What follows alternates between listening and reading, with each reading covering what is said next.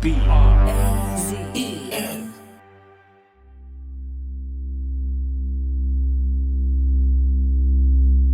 It started in Cuba.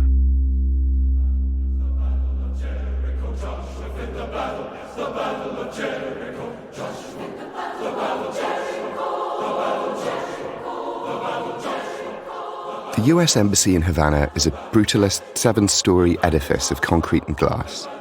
Ringed by rusty security fences, it squats like a tombstone on the edge of Havana Bay.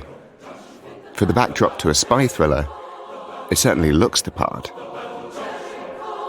At the end of 2016, something weird started to happen to people working here. It was the beginning of something seemingly inexplicable, something that snowballed into a huge, global, history-changing event.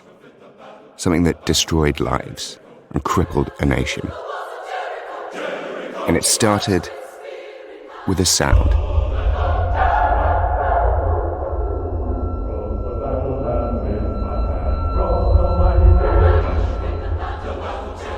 There's an Old Testament story, the Battle of Jericho. The Israelites, besieging an impregnable fortress city, are commanded by God to blast the walls with mighty trumpets. Our relationship with sound is both oral and physical. Think of the Inception wah that skips the ears and cuts right through to our hindbrain. The deep, enveloping, thumping bass at a club or concert. A sound wave is a moving wall of compressed air. You don't just hear it, you feel it in your whole body. That's what makes it intoxicating. It envelops you, shakes you. You vibrate with the music, become one with it. But it can also be destructive. An explosion is the same wall of air as thumping bass, but much stronger. A powerful enough sound wave is a shock wave. A powerful enough shockwave destroys everything in its path. That's the duality of sound. It can create beauty or pandemonium.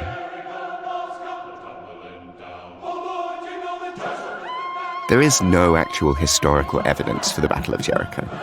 It's a story, but one that sticks in the mind because it's such a potent evocation of that duality.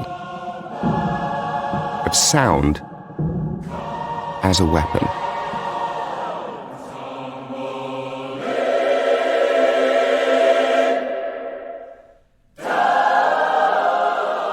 From Project Brazen and PRX, this is The Sound, an investigative podcast. I'm Nicky Woolf.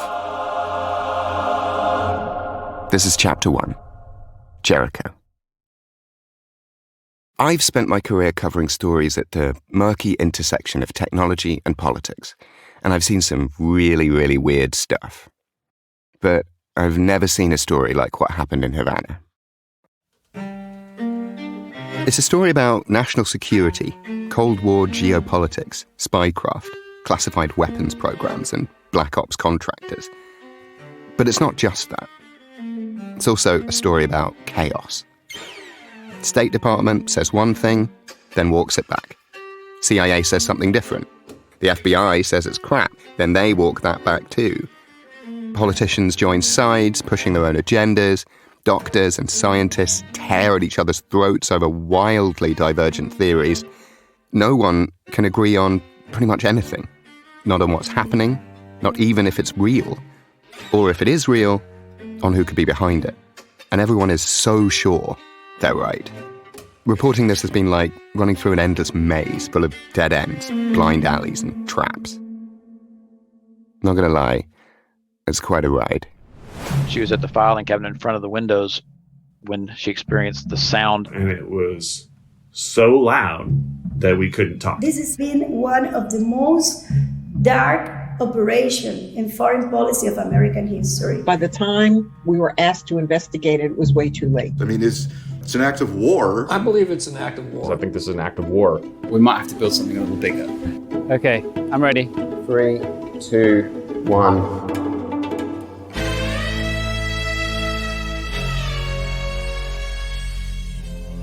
First, we're going to look at how this all started. Kevin Coates met his wife Karen while serving in the Navy. They started a family. He served in the Gulf War. After the kids grew up and Kevin left active duty, they wanted a new adventure. Kind of a silly story. I actually learned about the process of becoming a U.S. diplomat from a car salesman. The salesman was changing careers, and he told Kevin offhand that he was planning to take the Foreign Service Officer test. And I was like, Foreign Service? What's that? I went home and told my wife, I was like, hey, I think I know what we should try to do next. In 2013, they were hired by the State Department. They were what's called a tandem, a husband and wife who traveled to postings together. Their first assignment was Australia. But when they thought about where to go next, Cuba was top of the list. It was before diplomatic relationship had been restored, and so it was still a very mysterious kind of place, especially for Americans. So when an opening came up, they leapt at the chance. So now flying over the country, looking down, and it was pretty exciting, really, just because of the mystique. This is Cuba. We're going into Havana. Diplomatic relations between the US and Cuba had been tense for decades, extremely tense. The Cold War never really ended there. The US embargo was enacted under JFK, and Cuba's been a pariah ever since. The government in Cuba, I think it's still repressing its citizens. I think it's still a threat to the United States. So many years of hostility, of strained relationships. A tyrant who has turned a beautiful island into a prison. But in 2015, soon after the Coateses arrived, the political winds started to shift. The Obama administration re-established diplomatic ties with the Castro regime. It is history in the making. President Obama is about to land, the first sitting U.S. president to visit Cuba in nearly 90 years. Tourism and trade opened up. Families were reunited. Money flooded in. It was an exciting time. For the Americans, life in Havana was truly idyllic. Every weekend we'd get in the car and we would just drive. It was all just, interesting, exciting. They'd fall asleep to the chirping of cicadas, an ever-present feature of life in the Caribbean. And they'd wake to the sound of rooster crows. We'd go out to the Havana Club, the Malecon, of course. There's just so many interesting things, person, sitting on the Malecon on the wall playing a guitar, kids, kicking a ball around, singers, old guys with cigars, guys sitting around playing chess. They'd drive out to the tobacco farms. When you get an actual Cuban cigar, it was almost like smoking a chocolate bar. I mean, it was so smooth, truly amazing. I've always, said to everybody afterwards, Cuba was fantastic until it wasn't. January 2017. Embassy life isn't always romantic. A lot of it is pretty standard office work. There's civil servants. There's consular officers. That's what Kevin was doing. There's IT people, security staff, healthcare providers. There's HR. That's where Karen worked. She managed the embassy's local hires, drivers, assistants, interpreters, translators, that sort of thing. But there were spies too. There was a CIA station within the embassy. These officers operate in a grey, secret world, gathering intel, developing sources. It's highly classified stuff. The FBI, responsible for counterintelligence, had a desk there too. And all these people come and go. It's a big ecosystem. When people started, disappearing, it wasn't really noticeable at first. Kevin says it's common for embassy officials to go back to the States for a visit or get reassigned at short notice. But this feels different. I remember asking somebody that was working in the consular section, I was like, hey, what happened to this person?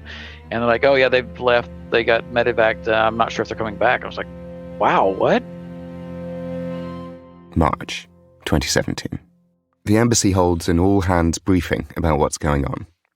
It's considered classified. Kevin and Karen go, but they aren't really told much at all. It was very vague at that point in time. It's like something's been going on, but We don't think it's going to be significant. We don't think it's going to affect any of you. So we just wanted you to know because there are some people that are gone. And it was actually in this time when my wife had her first event. Karen works on an upper floor of the embassy. There's a bathroom down the hall, and to get there, she has to walk past a big window on the front of the building. She stands up, walks into the hall. But as she turned a corner, she heard this very high-pitched noise. The sound is piercing. So the way that she's always described it is like a tea kettle. She's like on steroids.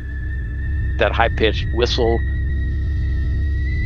that was so intense that she jumped back around the corner.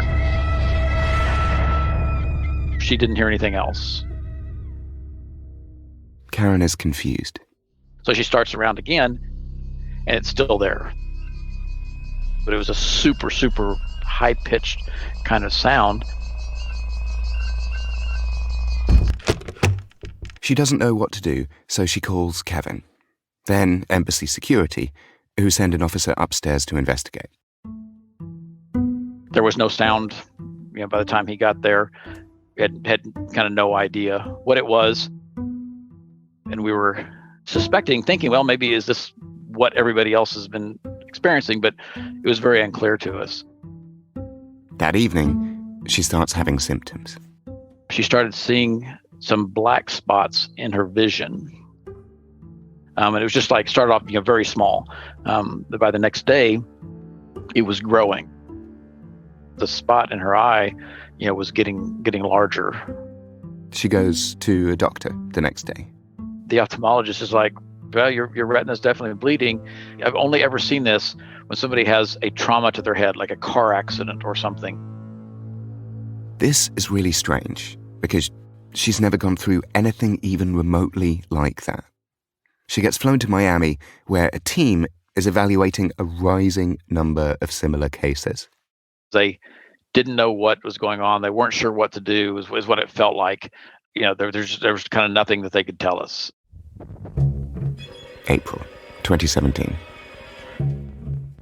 Karen gets treated for her eyes, but there's not much else they can do, so she gets sent back to Havana. But then it happens again. And she was at the filing cabinet in front of the windows when she experienced the sound.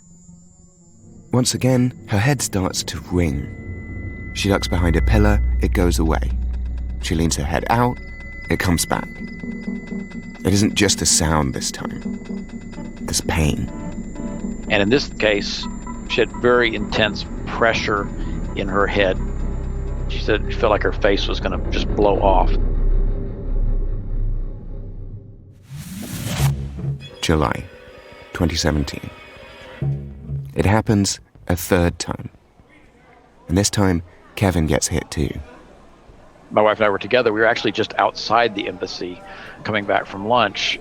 And when we started hearing the sound again. He can feel the pressure in his head. We started walking across the street and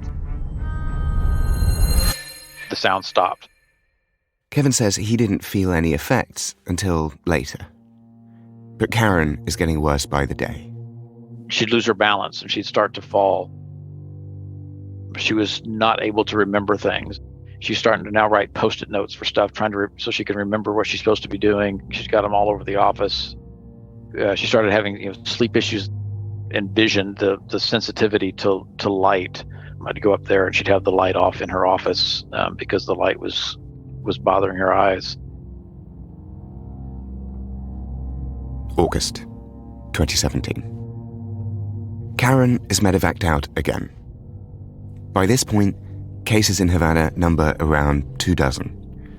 Like Karen, they report things like nausea, dizziness, vertigo, insomnia, debilitating headaches, cognitive issues.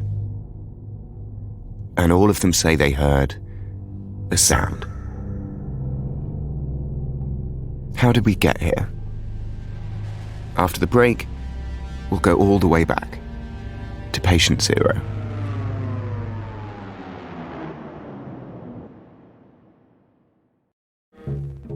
All right, we're back. Reset. February 2017, 1 month before Karen's first event. At the University of Miami, in the office of a doctor named Michael Hoffer, the phone rings. And the phone call was, "This is the State Department, we have a problem." Hoffer had worked with the government before, looking at traumatic brain injuries in the military.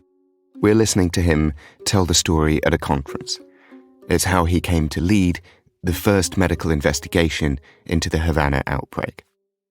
And the individual on the phone told me about a individual in Havana who had heard odd noises, had felt some pain in his ear, and had ringing in his ear. And the next morning was dizzy and confused. He's describing patient zero, the first person to report the strange sound and these even stranger symptoms. As one case turns into 2, then 3, then 4, the government flies them in for Hoffer and his team to examine. This is where Karen was sent in March. Even early on, it's clear a concrete diagnosis is going to be tough. We had to work within the time frame they were given to us. We sometimes only had the individual for a day. We couldn't get every test in a day. We sometimes, only had the individual for half a day. So yeah, there are holes because that's what happens when you see patients for medical care. But he sees enough to be convinced that these people have been impacted by something. And when he takes MRI scans, what he sees really disturbs him. We have objective evidence that they had an abnormality. That leads, as you can imagine, to some pretty uncomfortable questions. What caused it? Who did it? Why it was done? We don't know any of those things. So, patient zero, we don't know a lot about that person. This is Patrick Ottman. Patrick Ottman, I live and work in Havana, Cuba, and I'm the CNN international correspondent and Havana bureau chief. He's lived in Havana for 11 years. His connection with this country runs deep. His grandfather was in Cuba the night of the revolution and, according to family law, met Che Guevara a couple of days after. Patrick himself first came to Cuba in 1994, aged 17, and immediately fell in love with the place. It just gets in your blood, so it's a place like nowhere else. Patrick's been into this story as long as any journalist has, anyone outside the classified or diplomatic world. Even early on, he starts picking up on some odd vibes. Talking to some of the diplomats here, I could sense a change had taken place. This is early 2017. Patrick's asking his sources at the embassy about all the new changes, about how the US and Cuba are adjusting to the new diplomatic situation. I could just tell that the relationship was souring, and I'd even asked some of the diplomats, are you guys being harassed? And, we can't talk about it. Some diplomats one time, kind of tell me, sometimes we hear loud sounds, and did I ever hear any weird sounds at night? We now know that the first reported cases of this thing are actually highly concentrated. Initially, all the people, or most of the people who were impacted, as described to me, were CIA intelligence officers. That's important to remember. It's only later that staff in the rest of the embassy, like Kevin and Karen, start getting hit too. The symptoms, though, are the same. And they would feel general sense of discomfort, sometimes even kind of excruciating pain, sometimes that sense of pain with a change in pressure. They could sometimes hear the sound that sounded like metal grating, sort of metal being dragged across the ground. As we've heard, when they move away, it stops. And if they go back to where it's happening... It started again. They could kind of walk in and out of what they described as a beam of energy hitting them. And so they clearly felt, whether they're right or wrong, that this was something targeted, that something was being done to them, and that someone was essentially telling the CIA in Cuba it's time to pack up and leave. At the beginning, though, it's a very tightly guarded secret. It was considered classified, and a lot of diplomats were even told they weren't able to tell their husbands or wives because they didn't have that kind of classification. That's what happened with Kevin and his wife, Karen. She was told, you cannot talk about any of the things that are going on here. You cannot tell the doctors about any of this stuff. This is all still sensitive, and you can't talk about it. But everything was about to change. Okay, are we done with DPRK? Okay, let's go to Cuba. Okay, go right ahead. Hi, how are you? August 2017. A few days after Karen Coates is medevaced from Cuba for the second time, the story breaks in the press. It becomes official when reporters ask State Department spokesperson Heather Nauert about it in a press conference. Do you have any update, I know it's just recent, on the diplomats and the hearing loss issue? We will not confirm the health status of any Americans, whether they're in Cuba, back here at home, or elsewhere. What I can tell you, we consider these to be incidents because we still are trying to determine the actual cause of their situation. They have had a variety of physical symptoms. That's as far as I can go in describing that. We just don't have the definitive answers yet. This is an active investigation, and that investigation is ongoing at this time. Nauert, who's brand new in the job, goes back and forth with reporters for a bit. Okay, we're done with this now. Okay. Has this acoustic harassment stopped? I'm not going to confirm or deny what you're saying. We've got a lot of leading questions here today. This remains an ongoing investigation concern, and I'm not going to get into that any further. Okay, I'm done with Cuba. Things get a little testy. Let me ask you this. Why are we just learning about this? This has been going on at least 8 or 9 months, and now we're just learning about this? Why? As a reporter, you're going to ask me that question? I mean, goodness, you could have been down there reporting on this. Look, people started experiencing ailments in late 2016, okay? And think about it. When you have an ailment, you don't always know exactly what's causing it. Some of these things take time to investigate, in particular, ones that people aren't certain what has caused them. We don't have all the answers yet. So I appreciate that you want to try to push me to say something. I'm not going to create, storylines for you that don't match up with the facts as we know them right now. But here's the thing about storylines. Humans don't understand the world as a collection of random facts. We need to put them together, create a narrative to understand them. And then we want to give that narrative a name. At first, nobody knew what to call whatever was happening in Havana. Early on, embassy staff called it the thing. Some of the media referred to them as attacks or getting hit. Others referred to it as a phenomenon. Giving something a name is a powerful thing. A name defines its subject, in some ways creates it, codifies it. When you give something like this a name, it turns it from a collection of events into the storyline we crave. And that summer, a tiny intel blog gave this phenomenon, the attacks, the thing, whatever you want to call it, a supremely catchy name. A name that would be splattered on headlines all around the world. Mysterious sickness called the Havana Syndrome.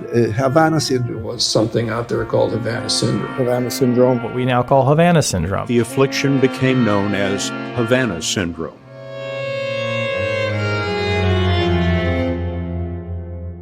September 2017. Back in Cuba, Kevin's just started a new job as deputy head of the consular section. Karen is still in the US getting treatment. Once she was there, there's a little bit of relief because I felt like, okay, now she's there with somebody who can help her and help take care of her. But yeah, it was hard, and it's continued to be hard, quite frankly. But now, though not nearly as bad, he's started to struggle too. He'll lose his train of thought in meetings, or stumble over words he's used a million times. People are still having to tell me the same thing over and over again, and I'm like, this is really embarrassing. This is not how I normally am. It was concerning me. There's also a literal storm coming. The Category 5 Hurricane Irma has formed in the Atlantic and is bearing down on Cuba and Florida. Kevin flies back to the States to batten down the hatches at the family home in Key West. And I left thinking I was going to be gone like a week and then I'd be back. He never gets to go back. The Trump administration announced Friday that it is pulling more than half of its staff out of the American embassy in Havana. This comes after diplomats and staff suffered mysterious health attacks that caused minor brain injuries. They made the decision to put it on what's called order departure. Everybody who was non-essential got sent out, including the entire consular section. So I never went back. The atmosphere in Cuba changes completely. The skeleton staff that remain at the embassy are tense, paranoid, jumping at every sound. Hoffa and the other medical teams now treating Havana patients are writing up their findings for publication. The media are hungry for answers. Investigations start to crank up. The State Department is desperately trying to figure out what's going on. So is the Cuban government. The FBI has sent in a team of agents, and the CIA has started a top-secret inquiry. The story is just beginning.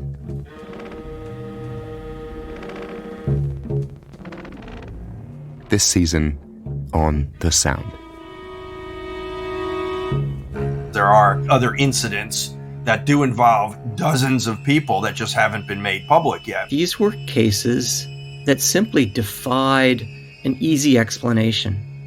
My specialty area is mass psychogenic illness and social panics. We felt that it was likely that it was some kind of microwave type radiation event. A lot of these people were having suspected radio frequency attacks, and I had a known RF attack. I've had some friends who have died from some very strange diseases out of Moscow. That's the sound.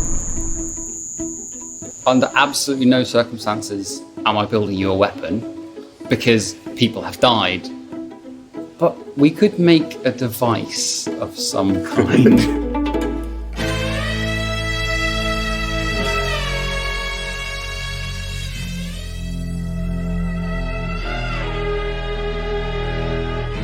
The Sound is a production of Project Brazen in partnership with PRX.